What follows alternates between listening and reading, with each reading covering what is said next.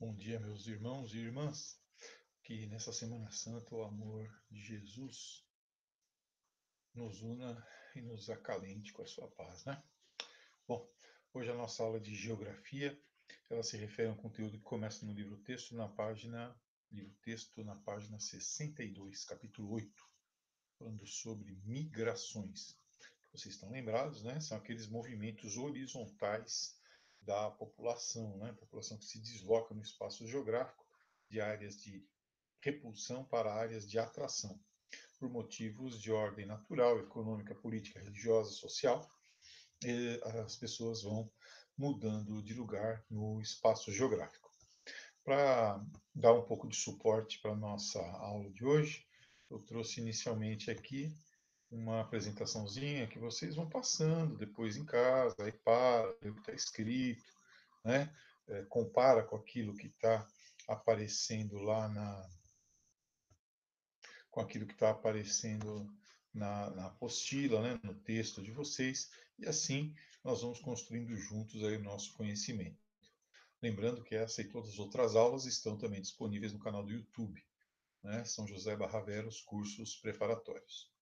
Outra coisa, convém lembrar, é que vocês devem mandar para mim, como estão fazendo, né, muitos alunos do segundo ano, graças a Deus, mandar para mim as atividades, as dúvidas que tiverem nos exercícios, nos conteúdos, tá? Semana que vem, depois da Páscoa, não, na outra semana, né? Essa aqui é que eu estou gravando bem antes, né? Depois da Páscoa, tá? Na outra semana eu vou fazer uma rodada de aulas só corrigindo exercícios, passando gabarito para vocês, tá bom? Podem ficar tranquilos também quanto a isso. Por enquanto, vamos fazendo os exercícios, tirando dúvidas, fazendo os resuminhos, assistindo às videoaulas. Vamos aprender. Aprender é muito importante, muito gostoso. Vamos refletir. Agora vocês estão podendo estudar no horário de vocês, né? Não é legal isso? Enfim, vamos aproveitar, vamos ver o lado bom das coisas. Bom, então, algumas considerações de revisão sobre a questão da população, né? Lembra? População absoluta, 7 bilhões de pessoas no mundo, mal distribuídas, em alguns lugares vazios demográficos, em outros lugares formigueiros humanos. As regiões anecúmenas são aquelas que não suportam muita população, e as áreas ecúmenas são aquelas que tem muita gente morando, tá? Vamos lembrar também que existem teorias que tentam explicar isso. As malthusianas, né, a malthusiana ecomalthusiana, que fala em controle da população para não abalar os recursos, e a teoria reformista, que nos fala sobre a possibilidade de ampliar esses recursos, não pela simples produção, mas pela melhor distribuição. Aqui nós temos, né, os países que são. Eu tinha programado, eu tinha programado um zoom aqui, não consegui. Depois, esses são os países com as maiores populações. Ah, agora veio. Os países aqui com. Está meio lento, né? Ó, os países aqui com as maiores populações, né? China, Índia, Estados Unidos, Indonésia, Brasil em quinto, né? Depois vou descendo aí para outros países. E áreas aqui como Shibuya, né? Lá em Tóquio, né? É uma área extremamente cheia, né? Uma outra questão que nós levantamos para vocês é que a população mundial tem crescido assim vertiginosamente, né? E por que tem crescido vertiginosamente? Tá? Ó, saindo aqui, né, de menos de 1 bilhão e tendo aqui uma curva praticamente exponencial, né, após a Segunda Guerra Mundial. Antes, lembra? Muita mortalidade e muita natalidade e baixa expectativa de vida. Com as mudanças no saneamento, na revolução farmacêutica e tal, nós passamos a ter uma expectativa de vida maior, uma mortalidade infantil menor. Isso acabou produzindo, então, né, um crescimento populacional. Embora em algumas áreas a mortalidade infantil ainda seja bastante elevada. Né? E outras áreas aqui, ó, Estados Unidos, Canadá, Europa Ocidental, Austrália, Nova Zelândia, a mortalidade infantil é bem menor. Tá? Isso resultou, então, num crescimento vegetativo relativamente pequeno. Porém, como tem já muita gente, né, isso numa progressão geométrica, num crescimento inercial, acaba fazendo com que haja um volume ainda muito grande de pessoas. Quanto à população brasileira, nós estudamos aí recentemente a nossa estrutura étnica, falando para vocês que pardos e negros são a maioria, né? Amarelos e índios em 0,5%, e os brancos aqui com 47,7%, tá? Acabam tendo algumas vantagens, ó, maior escolaridade, né? Maior expectativa de vida, menor mortalidade infantil, tá? Aqui temos um quadro clássico, né? Os operários de Tarsila do Amaral, né? Representando as diferentes colorações do Brasil, né? E aqui o crescimento da nossa população. Vejam, também, né? Seguindo mais ou menos aquela curva mundial, passando aqui de menos de 10 milhões no primeiro censo, né? 10 milhões. Lembrando que esse censo não contava os escravos, né? E chegando aqui hoje a 200 e poucos milhões, com tendência de envelhecimento, tendência de, digamos assim, estabilização e depois tendência de queda dessa população. Bom, quanto às características, nós temos questões, por exemplo, ó, aqui em relação ao Brasil, 7,7 anos médios de estudo no Brasil, muito analfabetismo e muito desperdício pela má qualidade da nossa educação, gerando repetência e abandono escolar. Tá? As escolas são fisicamente ruins, né? Poucas horas em sala de aula, muita indisciplina. Além disso, muitas crianças têm que trabalhar para ajudar no orçamento familiar. Tudo isso acaba impactando no nosso IDH, Índice de Desenvolvimento Humano. Tá? Vamos comparar aqui, ó, expectativa de vida do Brasil com a do Japão, né? 73,5 no Brasil, 83 no Japão, então cada japonês vive mais ou menos 10 anos a mais que um brasileiro. Escolaridade, 7 anos do brasileiro, 12,6 da Noruega, país de alto IDH. Escolaridade esperada, 14 no Brasil, 18 na Austrália, Irlanda, Nova Zelândia, Islândia. E a renda, 10 mil no Brasil, 107 mil no Catar, país produtor de petróleo.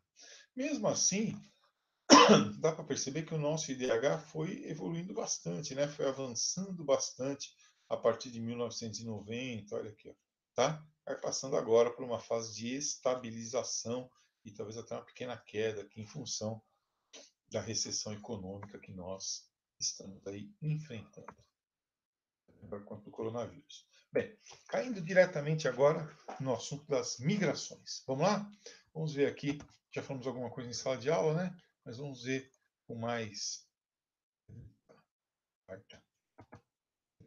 de atenção o que nós temos aqui sobre as migrações. Primeiro, temos a questão do tempo, né? Ó, quanto à duração, elas podem ser definitivas ou temporárias, tá?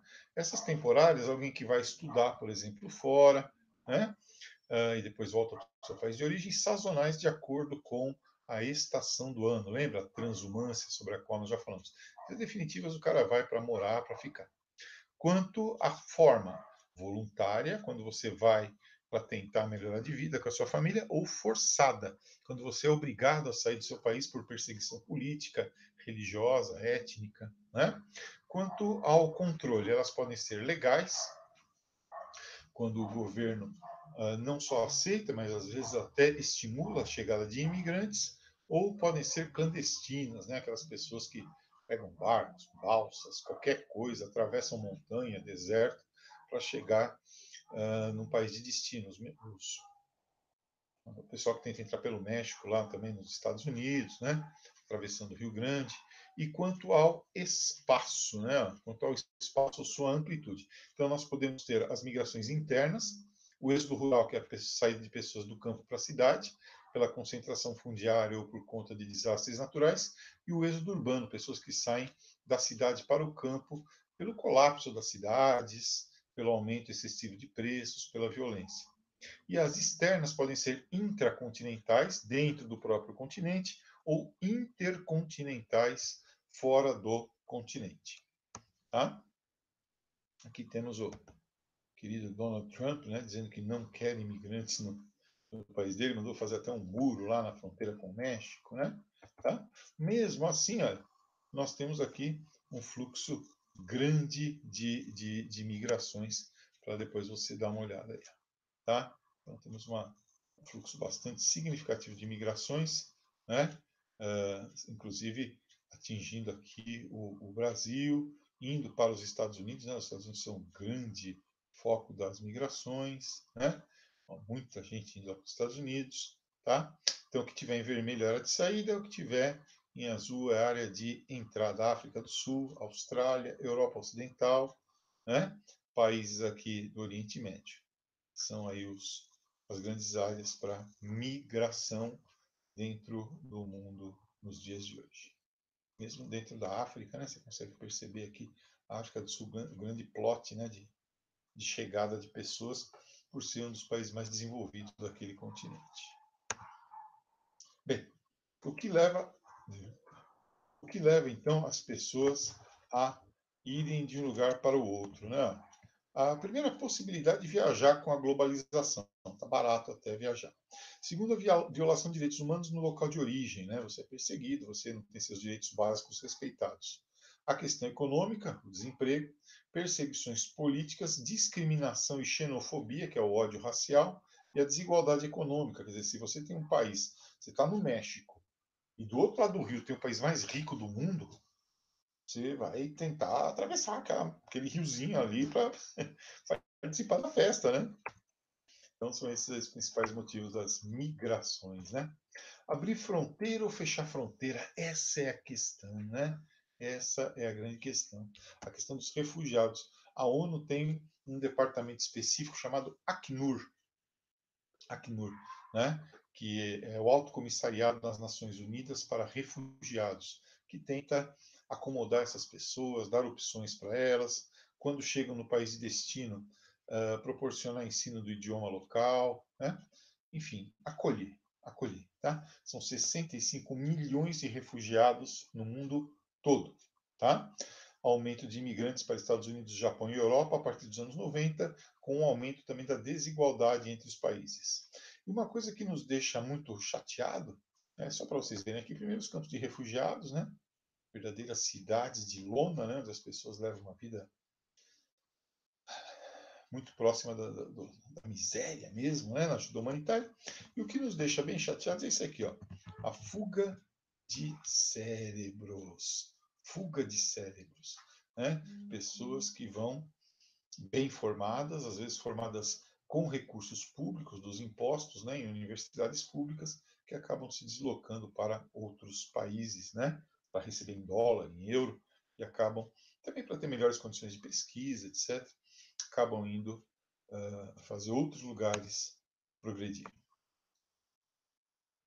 Dentro do Brasil, bom, ó, os portugueses, então, são os nossos colonizadores, os africanos vieram com migração forçada até 1850, já vimos isso lá, né? Lei Eusébio de Queiroz, que proíbe a chegada, né, de escravos aqui no Brasil. E aí, com o processo de abolição, os escravos vão sendo substituídos pela mão de obra imigrante europeia, tá? Além da política do embranquecimento, certo? E aí vem esses grupos todos, ó, portugueses que se estabelecem pelo país todo, né, porque não tem a barreira do idioma, italianos, principalmente em São Paulo e Rio Grande do Sul, né, espanhóis aqui em São Paulo, alemães em Santa Catarina e São Paulo, japoneses